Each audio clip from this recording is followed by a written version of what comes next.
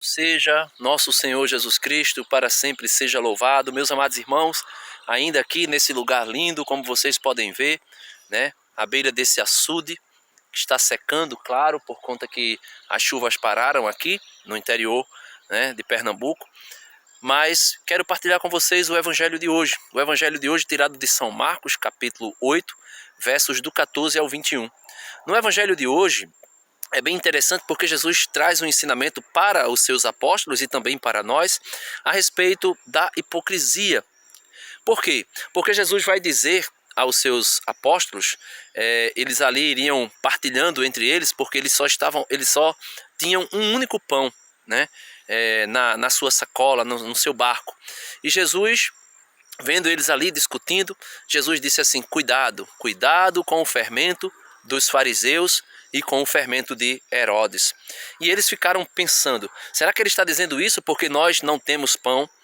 E Jesus disse: como vocês são ainda fracos na fé, como vocês ainda têm os olhos vendados, né, para crer. Por quê? Porque Jesus dizia: vocês não lembram de que com 5 pães e 2 peixinhos, isso na primeira multiplicação, Jesus diz: com 5 pães e 2 peixinhos eu alimentei 5.000 pessoas, sem contar mulheres e crianças. E na segunda multiplicação dos pães, Jesus vai dizer: vocês ainda não recordam que com 7 pães e alguns peixes eu alimentei 4.000 pessoas? Jesus vai dizer: como vocês são duros do coração.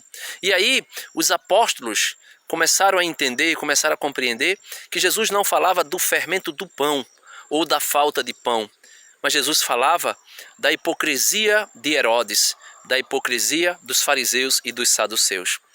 Que nós tenhamos cuidado com esse fermento maldito da hipocrisia, do orgulho, da prepotência, da vaidade. Que nós peçamos ao Senhor a graça de desfrutar na nossa vida, uma vida nova, uma vida no Espírito Santo, uma vida através dos dons do Espírito Santo, compreender que nós não podemos viver da hipocrisia, ou seja, viver a partir de máscaras.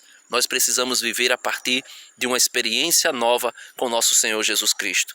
Então, que nós não sejamos duros de coração, que nós não sejamos como os seus apóstolos, como os apóstolos de Cristo eram. Lentos para compreender que Cristo é a experiência que nós precisamos ter, que Cristo é o sinal mais perfeito que nós precisamos ter. Ali em cima está aquele mosteiro. Lá eu tenho experimentado muitos sinais de Deus, mas o maior sinal de Deus para a humanidade é o próprio Cristo Jesus, que veio nos trazer a graça de vivermos a humildade e como Ele viveu, servindo ao Pai e os irmãos também, que nós possamos servir.